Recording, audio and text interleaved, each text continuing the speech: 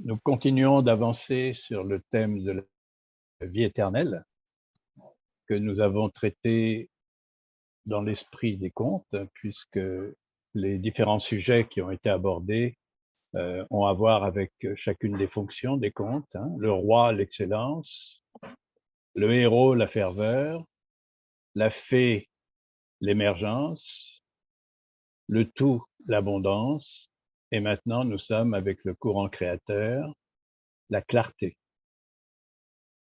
Voilà les 5 grandes fonctions des contes dans le travail que j'ai mis au point, moi, dans mon approche des contes. Et en fait, dans ce grand thème sur la vie éternelle, nous travaillons à identifier dans notre vie, à l'occasion de ces rencontres en convivialité, identifier les grands moments d'être comme expérience d'unité, expérience de l'un. Donc, l'excellence comme expérience de l'un, c'est-à-dire la créativité, l'excellence, la créativité comme expérience de l'un, la ferveur, le sentiment, l'élan du cœur comme expérience de l'un, l'émergence, c'est-à-dire le retour, les apparitions d'événements, de coïncidences, la fée comme expérience de l'un,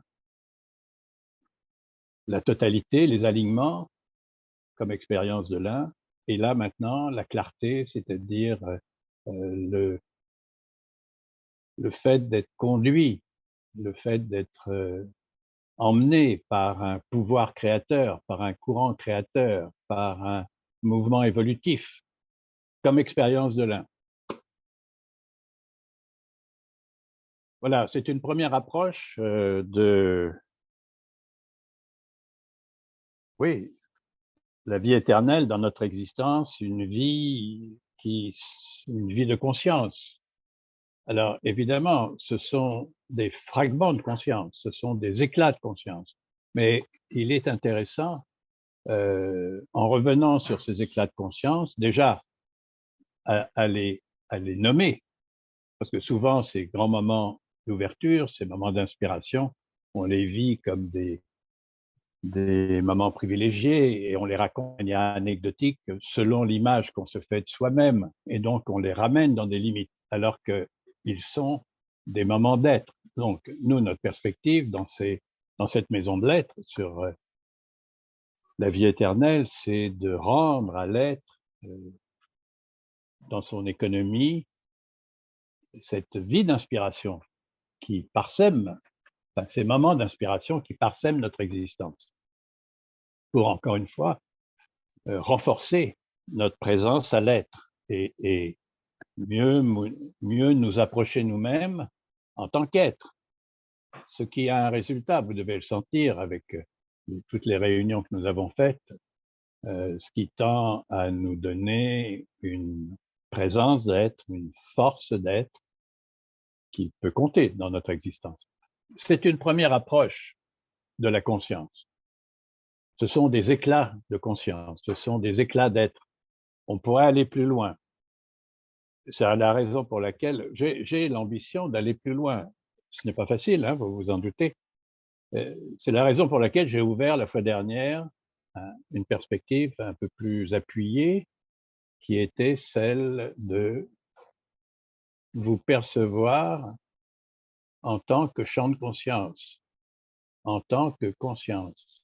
Percevoir ce qui vous arrive du point de vue d'une qualité de conscience. Et on a tiré au sort, vous vous rappelez, hein, on a tiré des noms, des qualités dans la perspective sur un mois, et on va approfondir ça hein, dans les séances à venir. J'aimerais approfondir ça. Ce qui ira vers une intensification du travail que nous pouvons faire.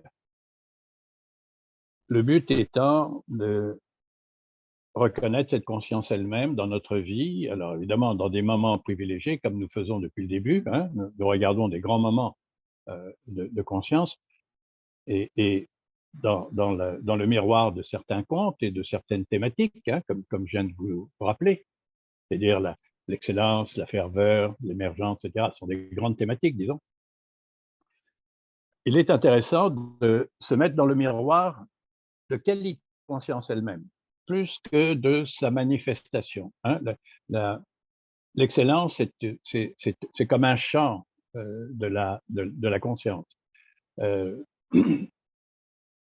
C'est comme de la manifestation de la conscience. C'est un peu un objet, encore une fois. Alors que lorsque on se perçoit comme champ de conscience, il n'y a plus d'objet. Hein. Nous sommes le champ lui-même, c'est-à-dire là où les choses apparaissent. Nous sommes apparition, nous devenons apparition, en fait, mais avec une certaine qualification. Donc, je vous ai invité à commencer de réfléchir à ça. Ça peut être très, très simple et très fructueux. On peut échanger là-dessus déjà pour commencer. C'était une amorce. Hein. On ne va pas y donner plus de temps que ça parce que nous devons traiter aussi le thème de ce triple thème de la clarté. Hein. La clarté, l'abandon à l'un aujourd'hui, la fois prochaine, les prescriptions de l'un et la fois, enfin, plus tard, en troisième séance, je pense que ce sera après l'université d'été, là, en septembre, donc probablement, ou peut-être dans le mois d'août, si vous avez envie de se réunir au mois d'août, le salut de l'un, c'est-à-dire l'un, l'unité, la conscience elle-même, dans notre vie, prenant les choses en main. Voilà. Et nous vivre portés par son mouvement créateur. Et au croisement de situations où son salut peut avoir été appelé, par exemple. Alors, moi, pour vous donner le ton, si vous voulez, je peux rapporter quelque chose sur le nom que j'avais tiré. J'avais tiré comme nom celui qui dilate. Celui qui dilate? Oui, celui qui dilate. Et bon, je vous ai donné un texte, hein, Oui. des consignes écrites. Comment méditer sur le champ de conscience, sur soi-même comme champ de conscience par rapport aux objets de conscience qui apparaissent dans ce champ de conscience. Généralement, on vit identifié aux objets qui apparaissent dans notre conscience. Et du matin au soir, on vit dans la limite, les limites de ces objets et selon une perception de soi-même limitée. À partir du moment où on essaye de se percevoir comme champ de conscience, en réalité, on se perçoit comme illimité, comme en dehors du temps, comme partout, ici, partout, nulle part. Vous avez dû essayer de faire ça. Et le nom que nous avons choisi, chacun, est un de ces noms, donc, qu'on pourrait donner à ce champ de conscience. Donc, en quoi ai-je pu me vivre, moi, au cours de ce mois, dans des moments comme ça, où je prenais un peu de temps pour ça, ce que je vous ai invité à faire, en quoi pouvais-je me percevoir comme illimité? Champ de conscience dilaté, qui dilate, voyez? Et on sent qu'en effet, ça peut être c'est dans la logique d'être illimité, d'être intemporel, d'être partout, non localisé, dilaté, celui qui dilate. Et c'est vrai que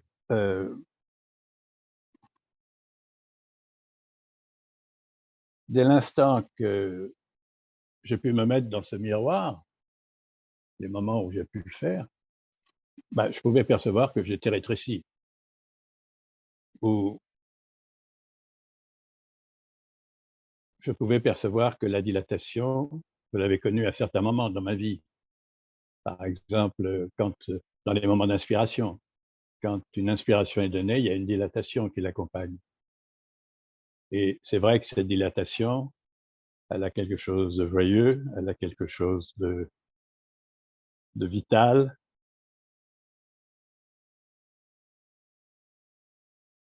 elle a quelque chose d'expansif à l'infini. Elle a quelque chose de réjoui. Voilà, donc j'ai pu revoir un certain nombre et de moments où j'ai connu cette dilatation d'une manière très forte, dans des compréhensions, dans des prises de conscience, à écouter quelquefois ce que des êtres peuvent dire de si vivant, n'est-ce pas? Le cœur s'ouvre et se dilate. Donc moi, comme champ de conscience, il est possible d'être dilaté, en effet. J'ai connu ça. Donc je me suis rappelé les moments où j'ai connu ça. Et pour l'essentiel, je dis, tiens, moi qui suis plutôt porté à la créativité, et par mon travail et par mes rapports avec les autres, en fait, si je regarde bien, oui, les moments d'inspiration s'accompagnent toujours de dilatation.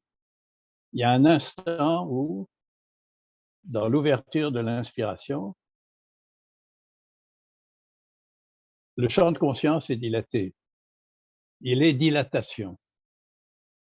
Et hop, ça m'a mis en miroir tout de suite l'excitation, par exemple, que je pouvais connaître dans un moment d'inspiration. Vous voyez, une joie un peu excitée, c'est un retour des limites en réalité. Parce que la dilatation en tant que telle, elle n'est que dilatation. Elle n'a pas à être excitation. L'excitation, c'est une sorte de jouissance du moi qui vient, voilà, prendre pour lui, dans ses limites, ramener dans ses limites ce qui pourtant avait une dimension d'infinitude. Donc ça m'a mis en miroir, par exemple, ce genre de, de retour aux limites, tout simplement. Hein, il n'y a pas de jugement à porter là-dessus.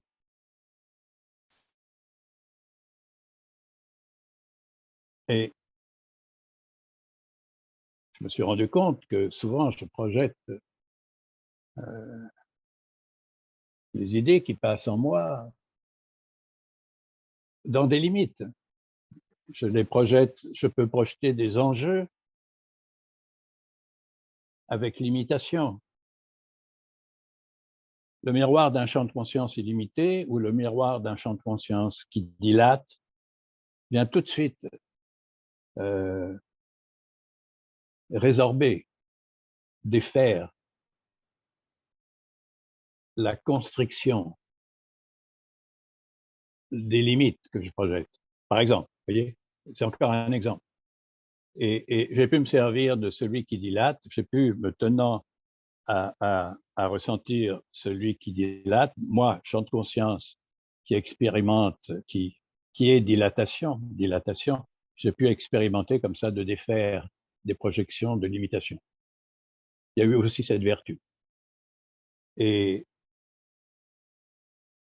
j'ai pensé à vous et me suis dit, voilà, certainement que j'espère pour eux qu'ils auront pu, à travers les consignes qui ont été données, les consignes écrites qui sont très précises, qui sont le fait d'instructeurs spirituels, hein, dont j'ai pu accéder dont j'ai pu découvrir sur Internet ces consignes et les essayer.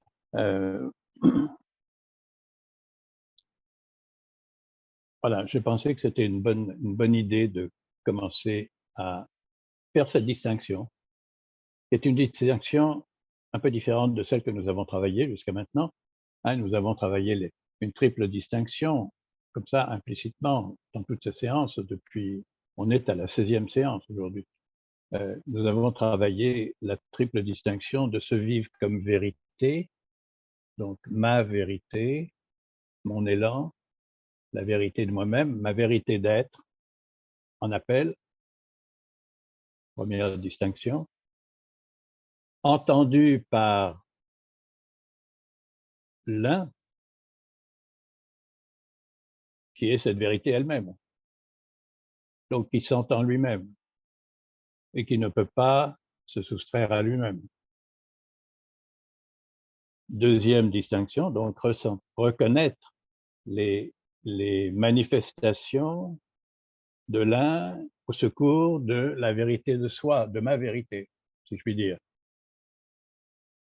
pour vivre une sorte d'unité et identifiant cette conjugaison, cette conjonction de l'un et de ma vérité, eh bien, pouvoir ensuite prendre une posture d'abandon à leur communion active, qui est une troisième distinction.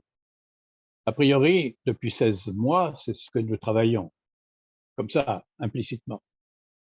On peut aller d'une manière plus définie là-dedans.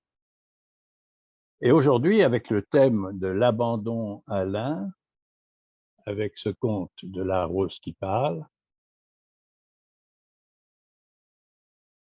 nous posons la question de l'appel en nous, l'appel de destin, si on peut dire, mais entre guillemets, hein, parce que avons-nous un destin? C'est pas certain.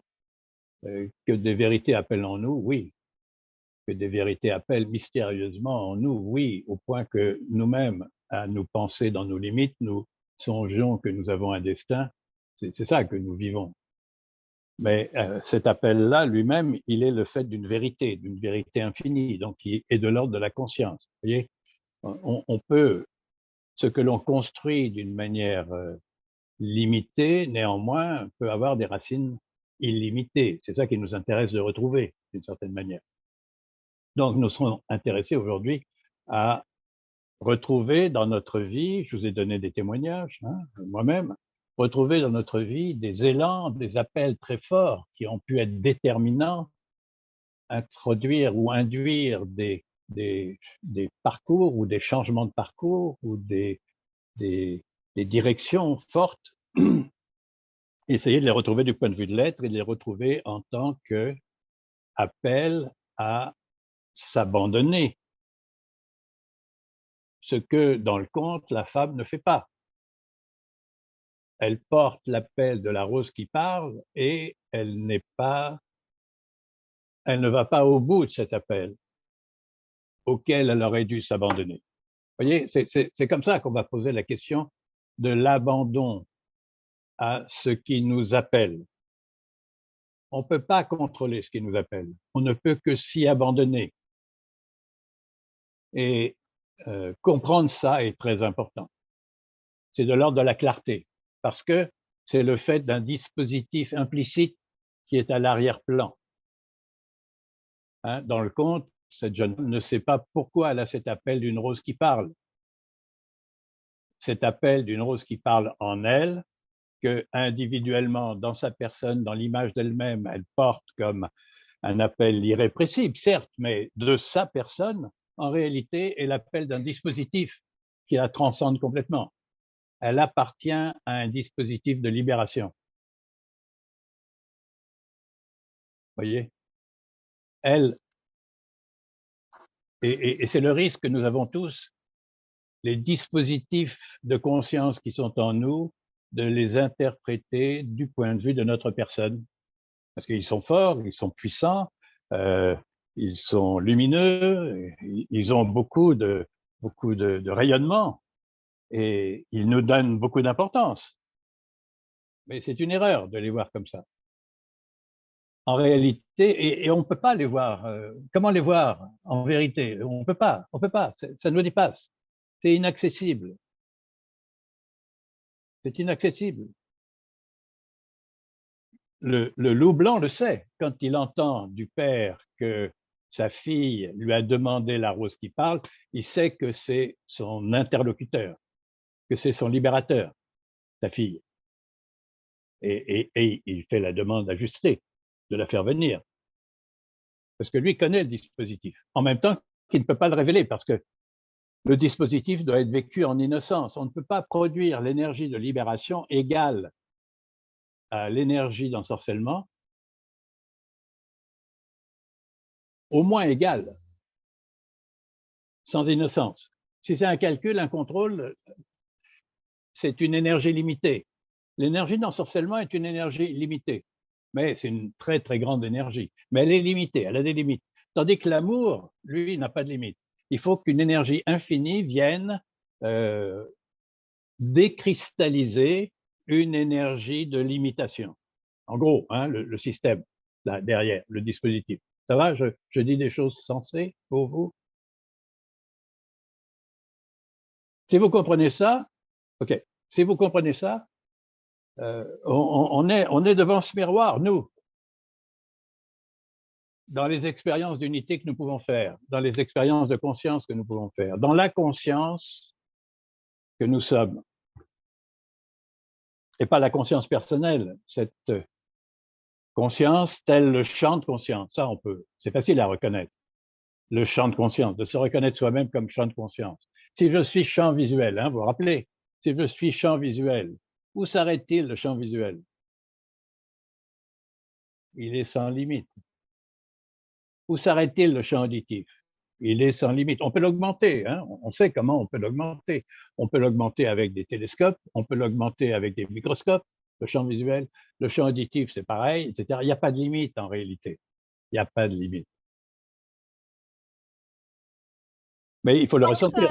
Tu penses sincèrement quelqu'un qui a un bon entraînement, entre guillemets, peut voir quelque chose, enfin, voir, oui, on le sait, mais entendre, je sais pas, quelqu'un à l'autre bout de la planète?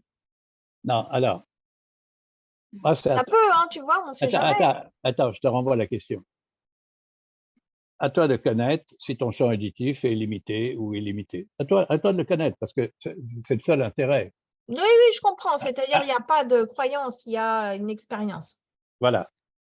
Or, on n'arrête pas de concevoir ces choses-là. On se conçoit à champ de conscience. Il suffit de l'expérimenter. Il n'y a pas de limite. On commence à ressentir, il n'y a pas de limite. Et à un certain moment, on connaît l'illimité. Et on peut ajouter Anne, celui qui est conscient de sa grandeur.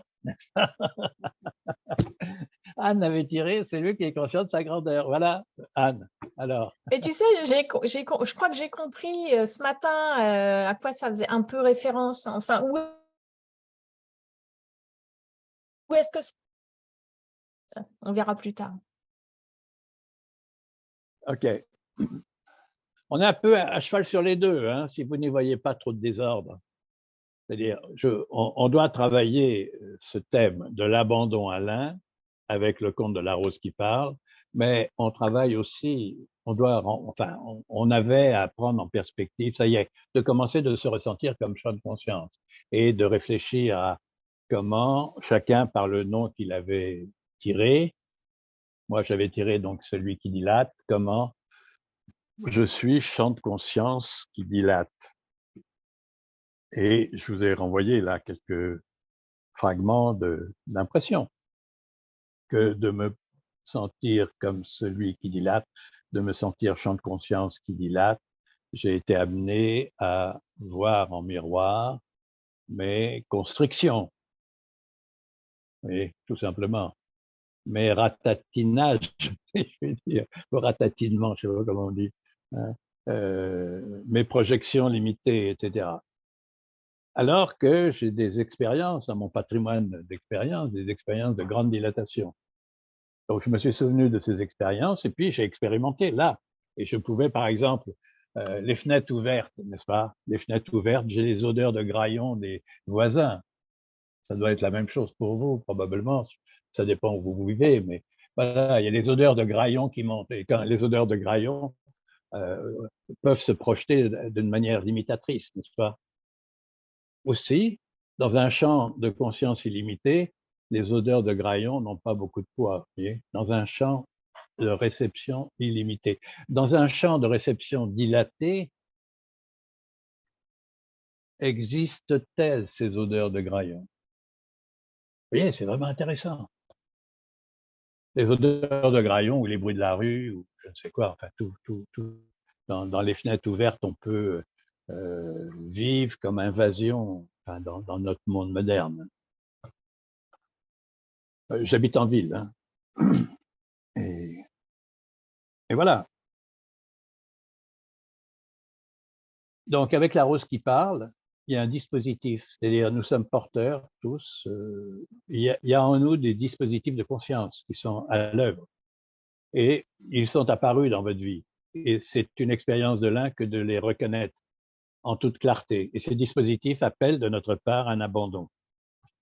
Le héros, la femme, la jeune fille de la rose qui parle, appelée par un dispositif de libération dont elle a une comment dit-on, un interface, une interface, quelque chose, ou un terminal. Il y a un terminal en elle. Hein. Le désir de la rose qui parle est comme un terminal d'un dispositif global dont elle n'a aucune idée et qui l'amène dans une situation qui est absolument inconcevable pour une réalisation qui est encore plus inconcevable, dont elle ne soupçonne pas la moindre idée. Elle est seulement embarquée dans une expérience qui, petit à petit, devrait trouver en elle suffisamment d'écho pour la mener, grâce à la pression de ses sœurs, à un certain moment, à préférer le loup blanc,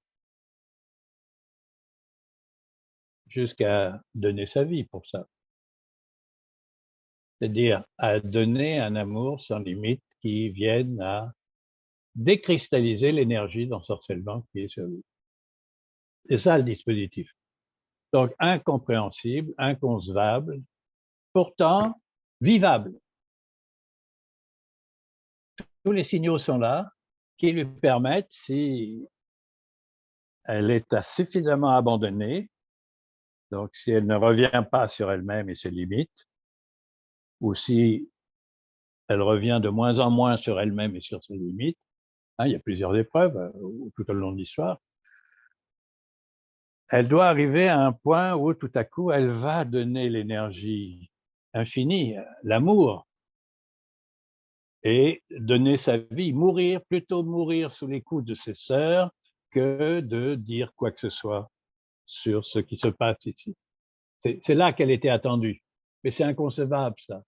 Et elle ne peut pas être prévenue, parce que si elle est prévenue, elle va contrôler. Si elle contrôle, elle ne donne pas l'énergie infinie. Elle donnera une énergie contrôlée. Vous voyez? C'est comme ça. Hein, vous connaissez ça. C'est une des clés des thèmes de délivrance des contes de fées. C'est une grande thématique des contes de fées, des contes de délivrance. Hein. La libération de la potentialité inhibée.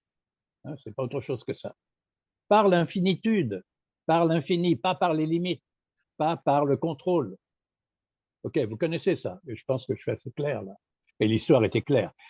En quoi ça existe pour nous? Voilà, en quoi ça existe? Nous avons vu ça dans notre vie. Nous avons chacun des singularités qui font qu'on est appelé d'une manière particulière dans nos vies, dans des contextes, avec toujours l'épreuve de reprendre le contrôle, c'est-à-dire de soi, en tant que personne limitée, avec une image que nous nous faisons de nous-mêmes, revenir dans la situation et essayer de la régler.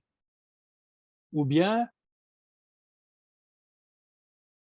nous avons, et c'est l'invitation de cette histoire, à nous percevoir du point de vue du dispositif qui nous transcende, du dispositif de libération, qui a des accroches en nous qui font qu'on est là, en effet, attendu, entre guillemets, avec un destin, entre guillemets, voilà.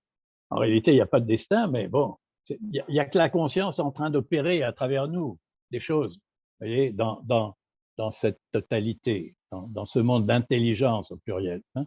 Il n'y a que le tout en train de travailler à lui-même, de se vivre, de s'exprimer à travers nous. Et nous, on veut avoir une part là-dedans, que l'on contrôle, etc. Voilà le malentendu. Donc, ce que nous avons à faire, là, ensemble, c'est rendre compte de moments de notre vie où c'est clair. Il n'y avait que ça à faire, s'abandonner au dispositif en travail derrière.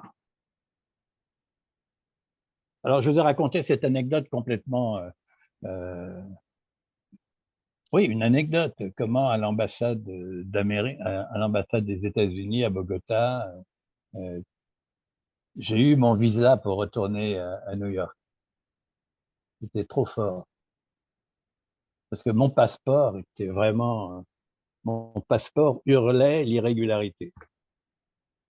Je m'étais fait faire un passeport à Bogota, donc j'avais pas de visa d'entrée en Colombie, ni de sortie des territoires que j'avais traversés, parce que j'avais été interdit, j'avais été viré des États-Unis à la frontière.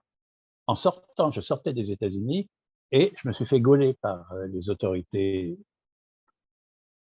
sais pas comment on les appelle, d'immigration, on va dire, parce que j'étais irrégulier. Je n'avais plus de visa. Mon visa, j'avais dépassé mon visa et j'ai été pendant 1 an et demi, j'ai habité New York pendant 2 ans et 1 an et demi euh, sans papier parce que je m'étais fait voler mon passeport.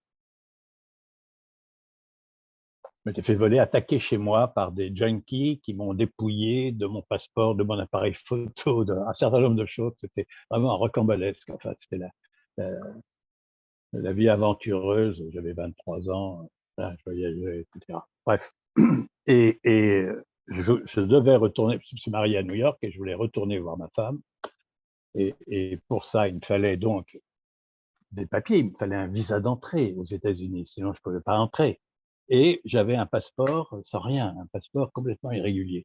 Et quand j'ai présenté mon passeport, l'officier a commencé à regarder, il a senti qu'il y avait quelque chose qui n'allait pas. Et à ce moment-là, il y a un de ses collègues qui est venu lui demander un renseignement, et il fallait donner vite. Et tant qu'il a donné le tampon, il m'a passé. C'est formidable. Vous voyez, c'est rien comme histoire. Sinon que je ne pouvais pas passer. Sinon qu'il fallait que je passe, que c'était le temps et que tout était là pour ça. Et je devais repasser à New York absolument et ensuite rentrer en France et ne plus bouger. J'étais attendu pour des choses qui étaient importantes pour moi, qui étaient à faire, que je ne connaissais pas. Et aujourd'hui, je peux voir vraiment ça comme je l'ai senti à ce moment-là, mais d'une manière un peu confuse, dans l'espèce d'effervescence qui était la mienne. Je devais rentrer pour faire mon service militaire, etc. Enfin, j'avais 26 ans alors à ce moment-là. Et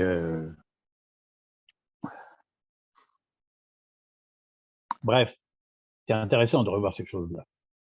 De la même façon, comment j'ai rencontré les contes, comment j'ai créé mon séminaire, enfin, toutes ces choses-là, il est intéressant. Tous ces moments d'inspiration, en réalité, ne sont pas autre chose. Tous les moments d'inspiration ne sont pas autre chose que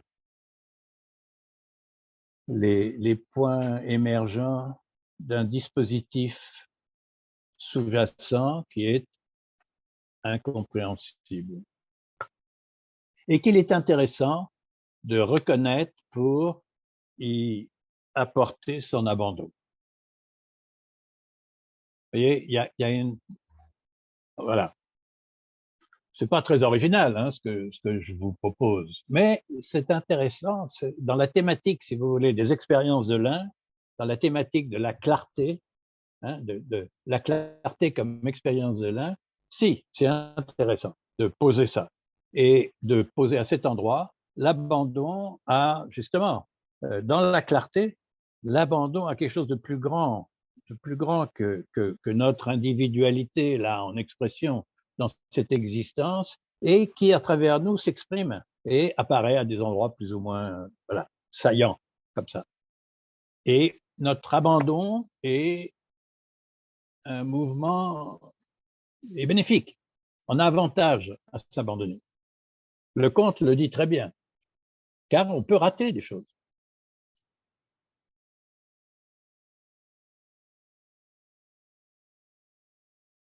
Et un peu comme ces thématiques sur la vie éternelle que nous travaillons depuis 16 mois maintenant, on a avantage à rechercher l'excellence, on a avantage à rechercher la ferveur, on a avantage à rechercher l'émergence, à rechercher l'abondance et à rechercher la clarté. On a vraiment avantage. Ça va dans le sens de fonctionner selon ce dispositif implicite, inconnaissable, pourtant qui peut tout à fait être expérimenté. Et les contes de délivrance sont très illustratifs à cet égard. Et nous parlent bien de... D'ailleurs, on aura un autre conte de délivrance la fois prochaine et la fois d'après. Ils sont particulièrement éclairants. Alors, dans une dynamique de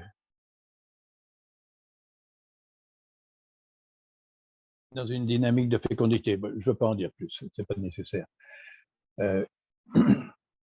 Là, on est avec cette fonction du courant créateur, des courants créateurs, c'est-à-dire des énergies d'évolution, des apprentissages qui doivent se développer. Il est intéressant de se connaître, de se vivre, ou de pressentir, de se disposer, disons, à la possibilité de se trouver dans des courants d'évolution. Vous voyez, aujourd'hui, on pourrait dire que, je ne sais pas, les 100 dernières années ont vu un mouvement dans les consciences, on va dire, dans les mentalités, c'est plus juste de dire ça, où la psychanalyse a été dominante. Et si on regarde le fruit de la psychanalyse dans l'évolution des mentalités sur les 100 dernières années, on était autrefois dans une mentalité religieuse, enfin, où les autorités religieuses avaient une mainmise sur les mentalités plutôt que conscience, forte.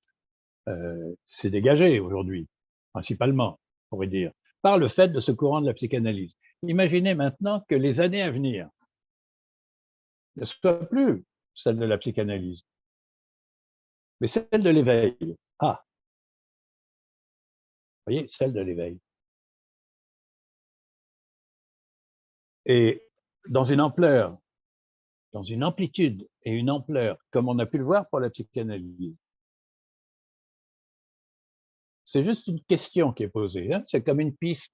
Et si jamais c'était comme ça, imaginez un peu, si jamais on se trouvait, nous, à l'orée d'un grand moment d'ouverture où les énergies d'éveil vont s'expanser d'une manière telle on sent bien qu'on est tous poussés d'une manière étonnante. Mais je dis bien énergie d'éveil. Si c'était cela, le grand courant créateur de notre époque, comme il y a eu un grand courant créateur qui nous a libérés des clercs, on pourrait dire, ou des clergés, vous voyez, comme dans notre Occident, hein, mais qui s'est assez généralisé d'une certaine manière. Je n'affirmerai pas tout ça, hein, vous êtes bien d'accord, c'est juste des ouvertures comme ça. Et si jamais il y avait quelque chose de cela, et si jamais l'avenir était à l'éveil, imaginez ça, qui dit ça? Vous voyez, si l'avenir était à l'éveil, comme l'avenir à un moment a été à la psychanalyse ou à tous les dérivés de la psychanalyse, hein, c'est-à-dire le chahut généralisé qu'a opéré la psychanalyse dans les autorités, dans les prétentions autoritaires d'un certain nombre de constructions du monde, si on peut dire. Hein, si aujourd'hui, hop, on passait à autre chose et que là où on passe, ce soit l'éveil. Regardez combien il y a sur Internet, qui est le lieu d'information le plus développé qui soit, combien il y a de manifestations sur l'éveil comme il n'y en avait pas il y a 10 ans.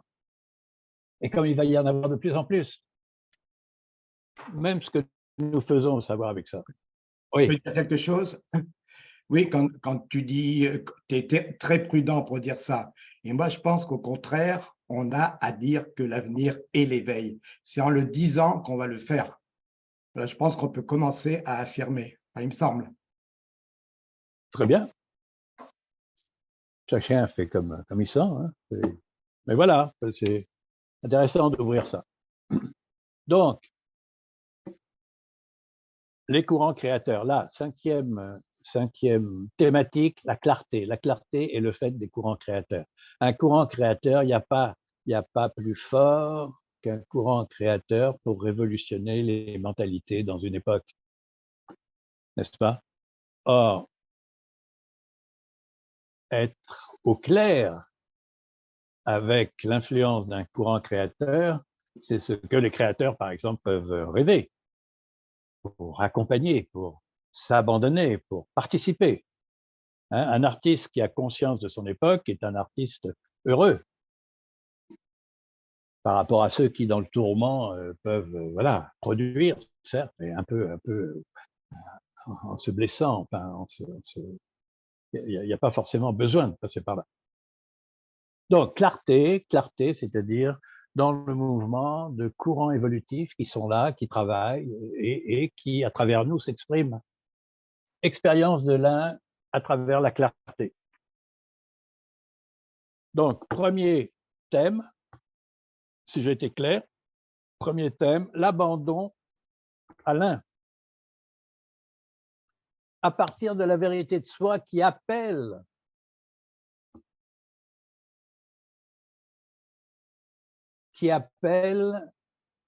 par le fait d'un dispositif auquel cette vérité est reliée. Quelle vérité de nous-mêmes appelle d'une manière forte, donnant un peu l'idée, l'illusion d'un destin, mais auquel il y a lieu de s'abandonner. Pas de contrôler, mais s'abandonner.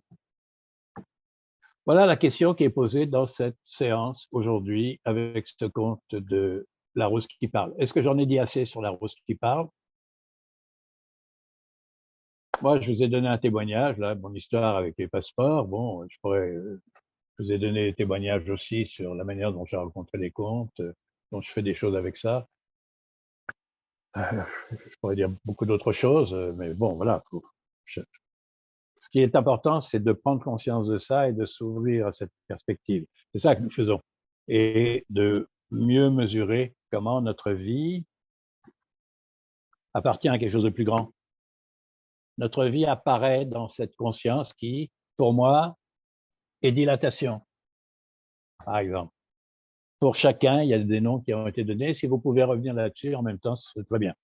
Voilà, d'une certaine manière, j'ai terminé ma présentation, si ça vous suffit.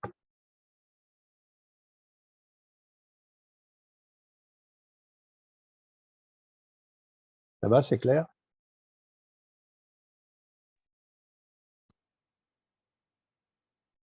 Oui, Fatih. Oui. Ce conte, est-ce que tu pourrais revenir, j'ai des questions, est-ce que tu pourrais Ouais. revenir légèrement sur le conte? Le vœu est une rose qui parle. On ne sait pas d'où elle sort cette envie.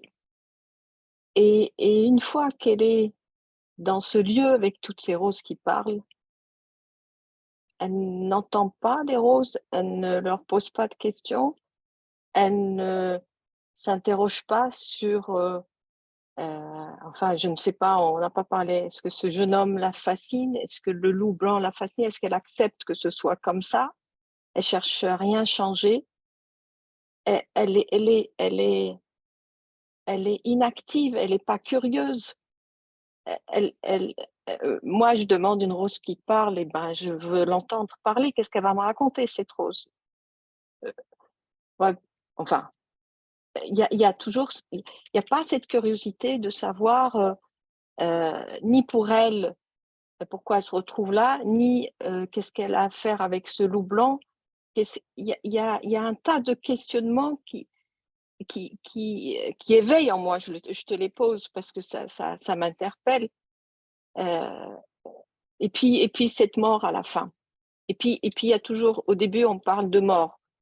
S'il ne fait pas ça, il va mourir. Enfin, mais il y a ce monde-là fascinant. Elle se retrouve dans ce lieu fascinant avec un tas de choses qui se passent qui sont en dehors de la réalité, qui sont différentes de la réalité dans laquelle elle vivait.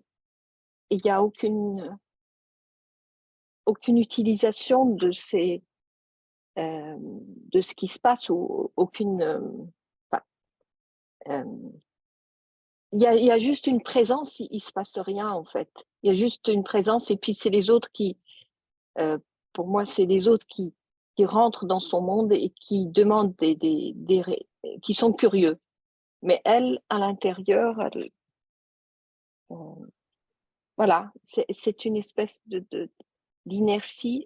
Voilà, j'ai envie de connaître ton point de vue. Ok, tu as raison. Tu as raison de dire tout ça. Parce qu'en fait, c'est un conte d'avertissement qui, justement, par l'échec qu'il souligne, nous invite à refaire l'histoire. Et nous, à nous demander qu'est-ce que nous aurions fait à sa place. C'est ce que tu es en train de faire, là. Oui, mais toi, tu n'as pas demandé à ce qu'on refasse l'histoire, et ça m'a un peu interpellée. Et donc là, j'ai pas, enfin, c'est pas à refaire l'histoire, mais ce conte-là, dans cet emprisonnement, dans cette inertie-là, qu'est-ce que... Voilà, ton avis à toi.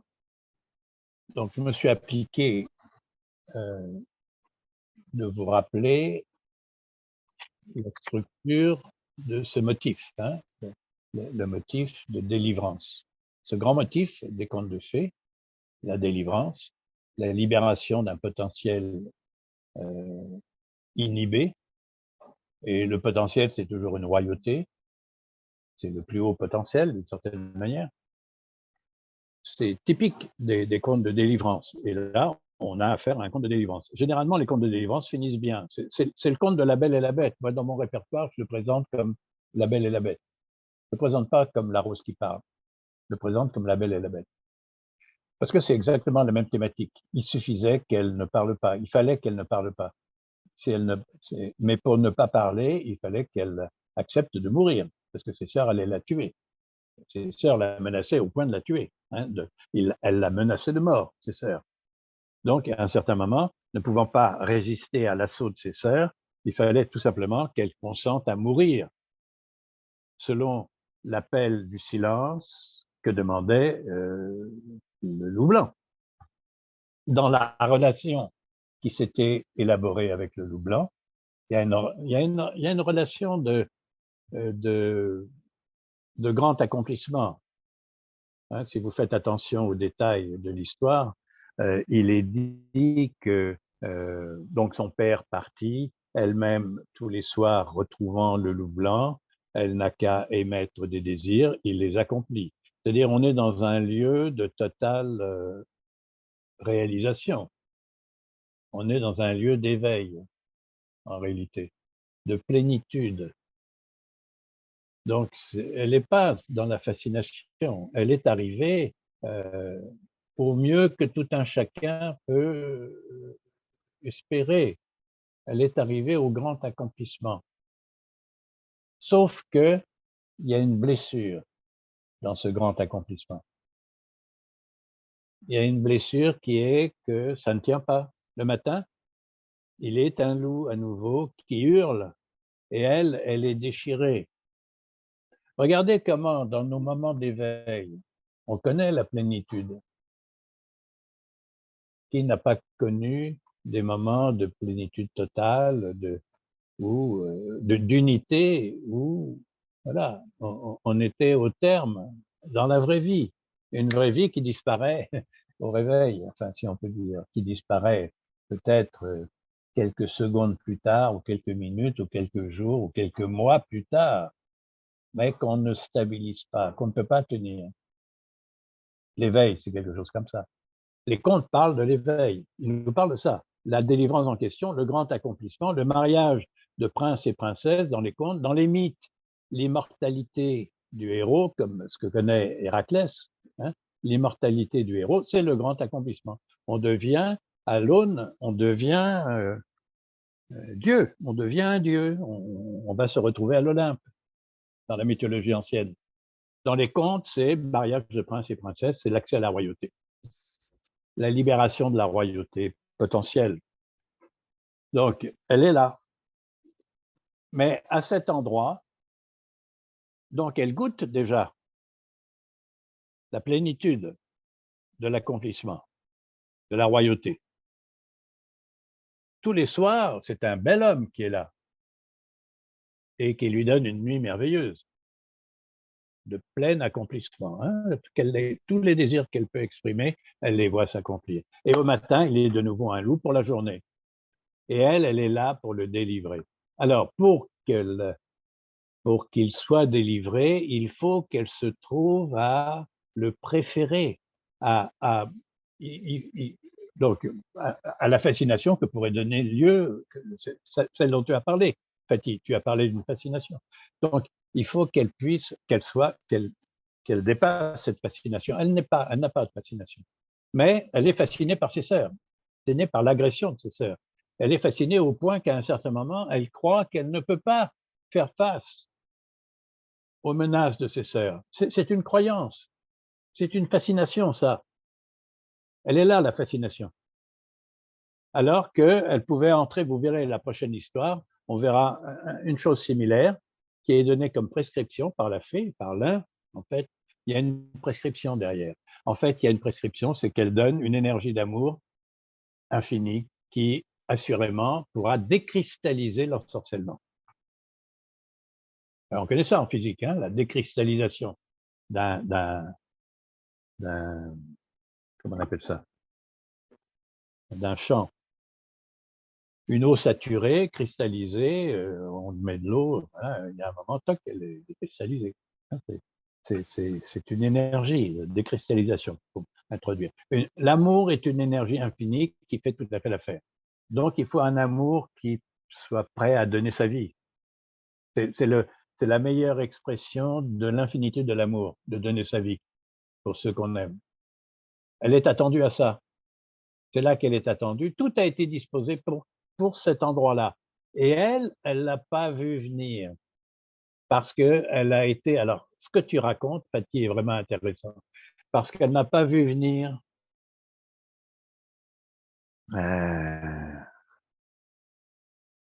elle n'a pas vu venir et alors qu'elle portait tout en elle et tous les signaux étaient là pour ça. Et c'est très juste, tu vois, quand une histoire qui finit mal, on appelle ça les contes d'avertissement, invite à refaire l'histoire. Et toi, tu es en train de la refaire. Moi, je cherchais cette suite de contes. Tu es au bord de la suite du conte qui est, en effet, peut-être parler avec les roses. Entrer là-dedans. Mais c'est le conte de Psyché et Amour. Et bien sûr, bien sûr. Oui, oui. Alors, Psyché, elle se casse la nanette, hein, je crois. Elle va voir la mère de Cupidon et c'est tout un bordel. La mère de Cupidon lui fait faire des épreuves, tout un tas d'épreuves. Bon, on ne va pas Oui. partir sur le... Parce Oui. que c'est la même chose, c'est le même motif. Donc, restons avec l'expression de ce motif dans ce qu'on... Oui, parce qu'elle aurait pu effectivement, plutôt que mourir de chagrin... Mais elle ne meurt pas de chagrin. Plutôt que souffrir jusqu'à la fin de ses jours. C'est pas pareil. Oui, non, c'est pas pareil. C'est pas pareil. Non, il ne faut pas mélanger la mort en question, la mort par une vie donnée à l'infinitude nécessaire pour libérer de l'ensorcellement. Mais mourir de chagrin n'a aucune infinitude.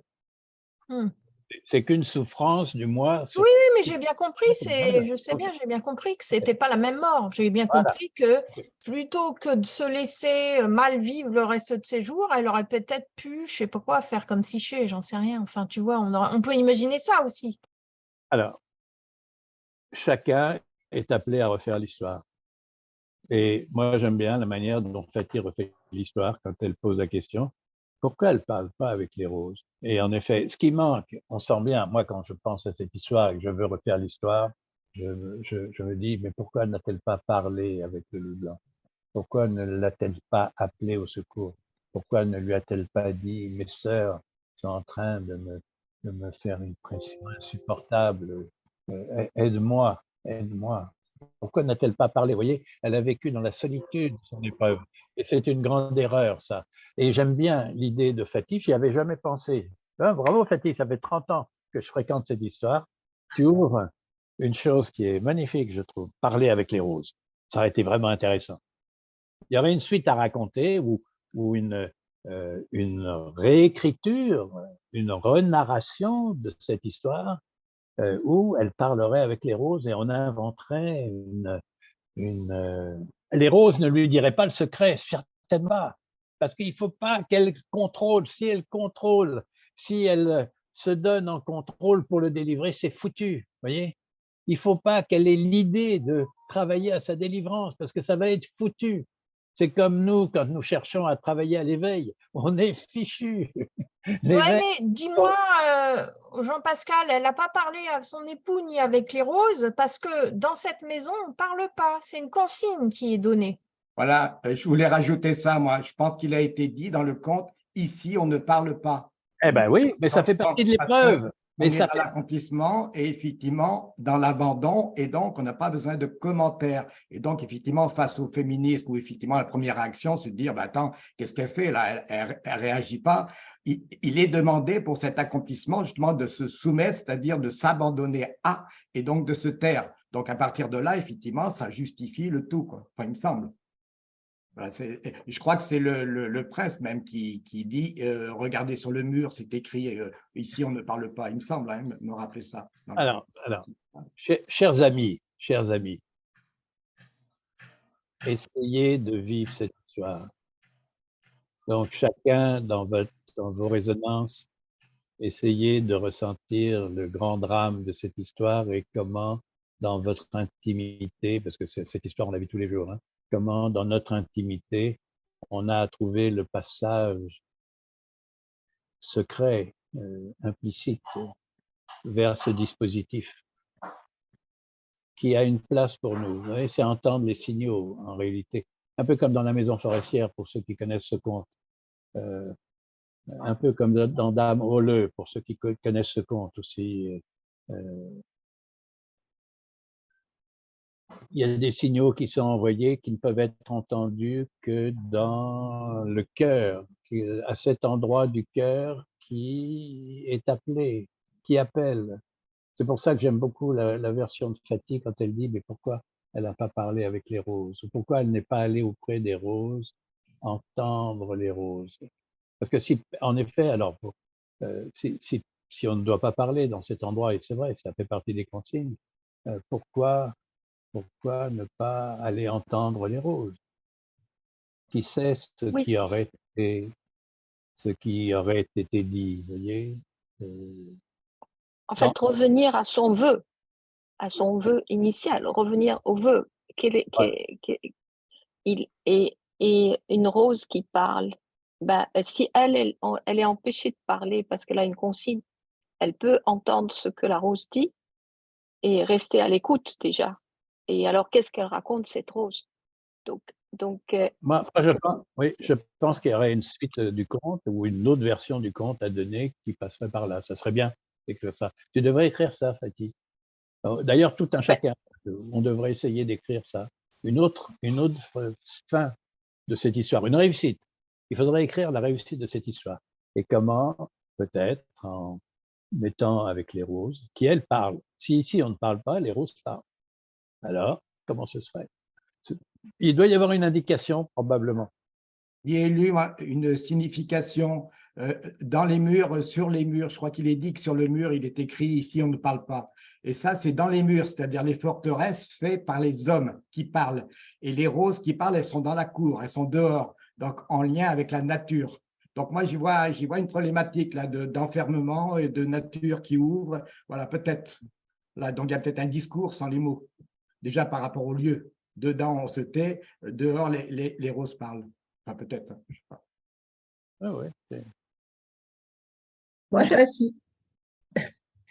si je rebondis sur ce que tu dis, Alain, parce que j'écoute intensément ce que vous me dites là, et j'ai été souvent confrontée dans ma vie à cette histoire de je dis pas, je parle, je reste en silence. Et donc, j'ai bien perçu la différence entre le mutisme qui fait qu'on ne parle pas et le silence résolutif. Et quand j'entends Alain dire ici, on ne parle pas, ici, c'est écrit sur les murs. Et effectivement, dans les murs, on ne parle pas. C'est dans le corps qu'on peut parler. Et on n'a pas toujours besoin de dire des mots pour exprimer des choses. On peut l'exalter à travers notre corps, à travers notre intention, à travers la qualité dont on porte. Moi, je dis souvent, il y a des choses de nous qui transpirent dont on ne parle jamais tellement elles sont évidentes, qu'elles sont claires pour les autres. Avec les Mayas, on parle de la manifestation. La manifestation, on n'a pas de pouvoir dessus. La manifestation, c'est ce que les autres voient de ce que nous sommes. Mais ce que nous sommes, nous ne le disons pas. nous le vivons, nous l'exprimons.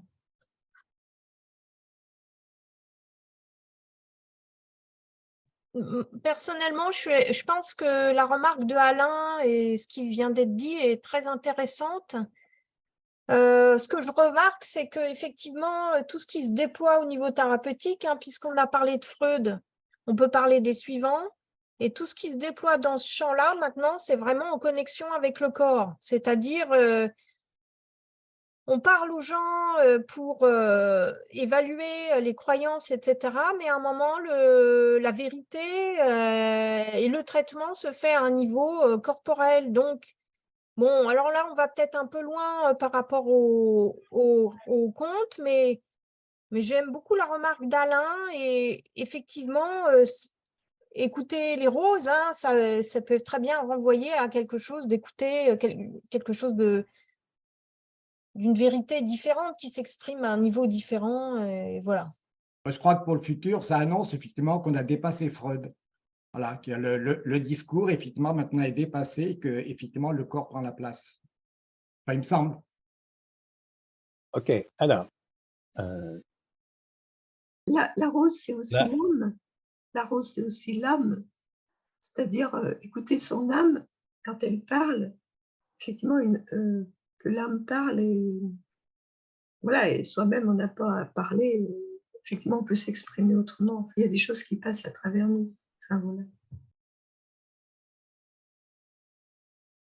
bien, un conte qui finit mal, comme conte d'avertissement, où les mythes souvent finissent mal, parce qu'ils sont là pour nous avertir et nous, nous, nous pousser à refaire l'histoire, c'est-à-dire à nous mettre à la place des personnages et à nous poser la question, nous, qu'est-ce que nous ferions?